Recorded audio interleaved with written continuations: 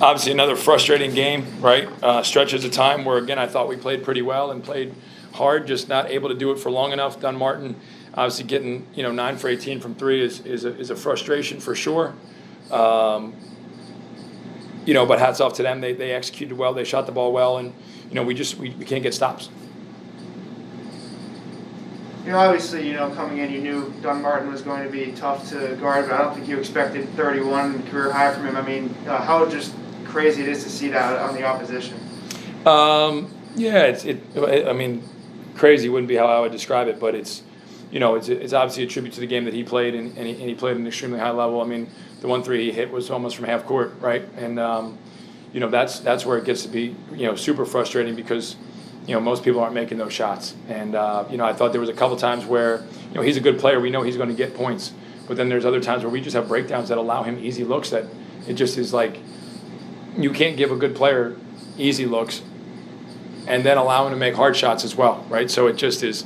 It's a challenge, and again, I think it's a commitment on the defensive side. Whatever defense it is, man, zone, press, it doesn't matter if you're not going to be able to communicate, if you're not going to be able to be disciplined, if you're not going to be able to rebound, if you're not going to be able to do those things out of it, it doesn't matter what defense you play, and that's where it gets to be so frustrating. Coach, what do you think has to change significantly defensively to be able to get that constant push? I mean, everybody's mindset. I don't know. I mean, just the idea of like being willing to do some of the stuff that is uncomfortable, being willing be willing to do some of the things that are hard, being able to fight through adversity when you get fatigued, right? Not just shutting it down and giving a bucket up, right? We have a lot of times now where we give up a bucket and all of a sudden we hear, oh, that's my bad, I won't, that's on me, I got it. And it's like everybody can't have an I got it. Everyone can't have a my bad, right? Because now you're looking at 8, 9 my bads, and like that's what just kills you. And we got to have some guys that we can rely on the defensive side, and I don't know what the answer is.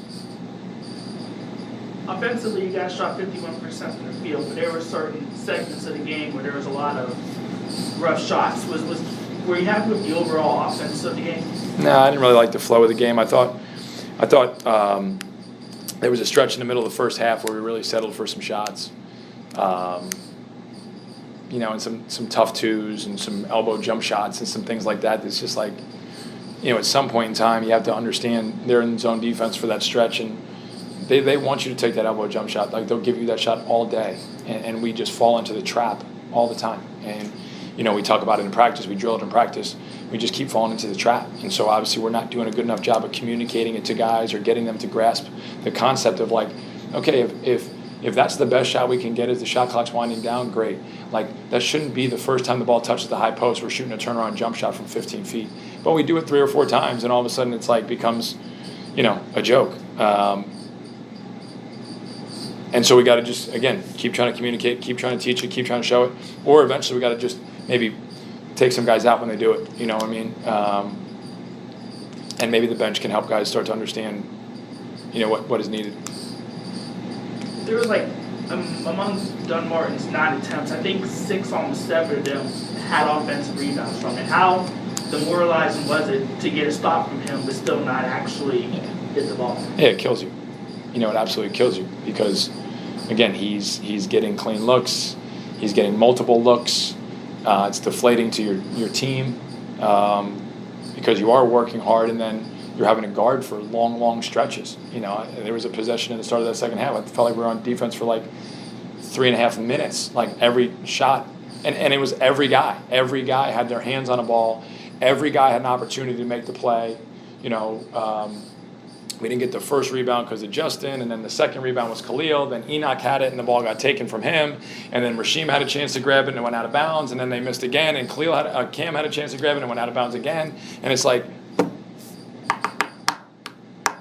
but it's a mindset thing because we get into practice settings, and we want to do a rebounding drill or we want to do a little bit of a toughness drill, and everybody gets hesitant.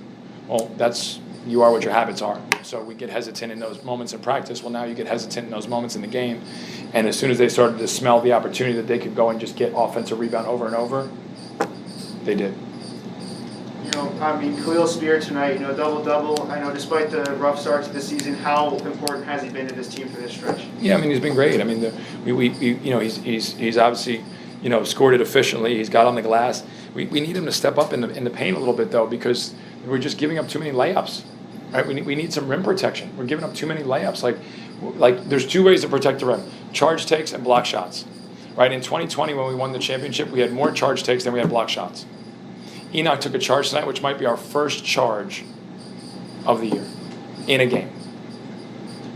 Right? So we're just not willing to do some of that stuff. We have more plays on film where guys are getting out of the way of charges, right, and opening their chest up than we do guys stepping up and maybe getting a block because you're trying to take a charge and you don't get the call. But we need Khalil, we need Justin, we need Matt Mayers.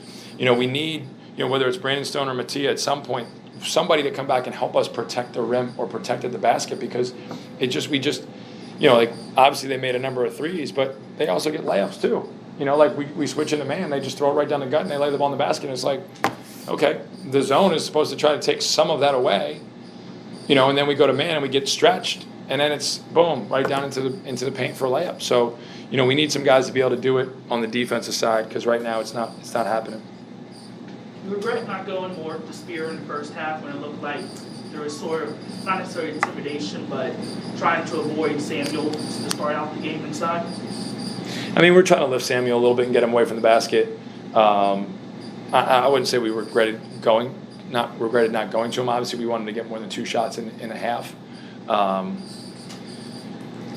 But there's also sometimes where that's how the game kind of operates, right? And again, I'll go back to the defensive side. We shot 50% for the game and 39% from the field. Like it's not an offensive issue. 74 points, like we got to hold somebody under 70 points at some point in time.